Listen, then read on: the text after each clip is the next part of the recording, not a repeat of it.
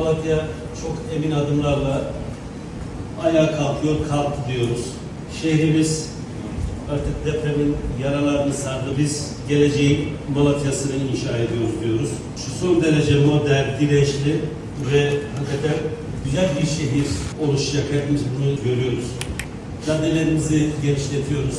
Fuzuli Caddesi tek gidiş geliş olan yeri iki gidiş iki geliş refüjlü bir yol elde ediyoruz. Orada aynı şekilde devam ederek Kernek'ten Güney Kuşak yoluyla birleşiyor bildiğiniz gibi.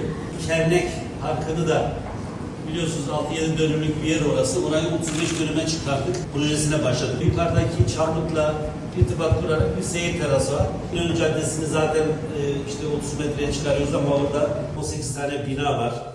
Maalesef deprem başından beri birçok dirençle karşılaşıyoruz. Kışlar Caddesi bir tarafı bitti, diğer tarafı dirençten dolayı gecikti. Onu da önümüzdeki dönem içerisinde kentsel dönüşümle çözeceğiz. Tabii bir taraftan insanlarımızın evlerine ve iş yerlerine kavuşması çabası içerisindeyken bir tarafta da donatı alanlarını hep birlikte sahada görüyoruz. Yaklaşık 2,5 milyar liralık bir spor yatırımı yapıyoruz.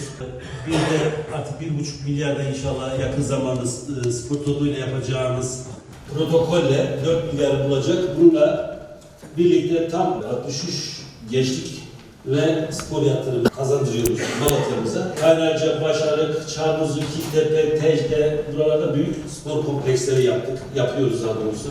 Engelsiz yaşamın ikinci etabını yaptık. Amatör spor kulüplerinin yerini yaptık, temelini yaptık. Bunlar inşaatlarımız yükseliyor. Kütüphanemiz bitti. Sanat Sokağı'nda çocuk kütüphanemiz açılacak.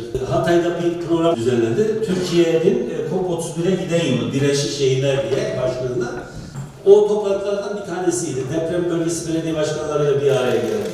İnşallah bir tanesini de Malatya'da yapmayı düşünüyoruz. Bu önerimizi götürdük ve Çevre Şehircilik Bakanlığı da uygun gördü. Önümüzdeki süreç içerisinde bu toplantılardan bir tanesini de inşallah burada yapacağız. Çevreyle ilgili arkadaşlar çok ciddi çalışmalarımız var. Şunu söyleyeyim, arıtmamız bitmek üzere.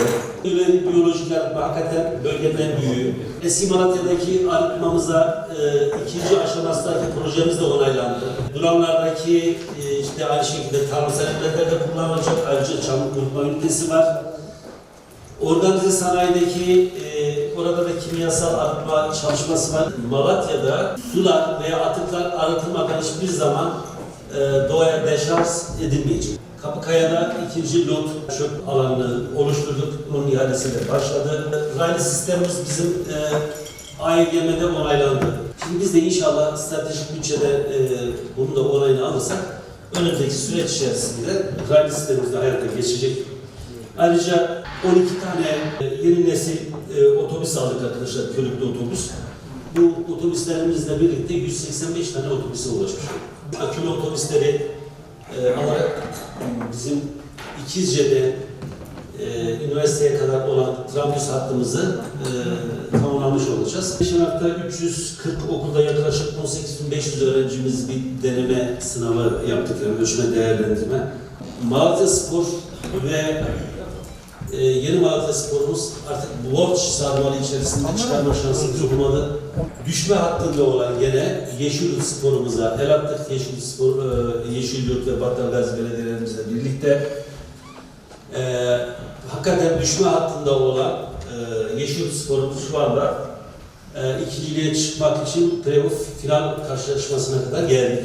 Cumartesi olacak finalde hepinizi ve çevrenizi bekliyoruz Ankara'da. Bir şampiyonlukla dönelim diyoruz. Hakikaten ben geçen maçta Malatya'nın futbola ne kadar susadığını görmüş oldum arkadaşlar. 20.000 kişi vardı statta. Bu tür etkinliklerle Malatya'nın öne çıkması lazım. İsmi ne olsun? Malatya FK mı olsun? Malatya Spor işte kulübü mü olsun? Ne olacaksa bunu birlikte bir kamuoyuyla bir anket çalışması yapacağız. İnşallah yeni bir Malatya'ya yakışan bir isimle Malatya'yı temsil edecek. Formanın rengini de aynı şekilde paylaşacağız. Battal Gazi ilçesi Bahçebaşı Mahallesi 473 ada 57 59 61 nolu parsellerde 1/5 milyon ölçekli Nazım İmar Planı hakkında Tarım arazileri üzerinde imar baskısı oluşturması, imar planlarının bütünlüğünde olacak parçacı bir yapılaşmaya sebebiyet vereceği öngörüldüğünden, plan değişikliğine konu parsellere gelişme konut alanı fonksiyonu verilmesine yönelik hazırlanan 1/5 milyon ölçekli Nazım İmar Planı'na şehircilik ilkeleri ve planlama teknikleri açısından değerlendirerek komisyonumuza uygun görülmemiştir. teklif edilmediniz. Kabul edenler, etmeyenler oy birliğiyle kabul edilmiştir.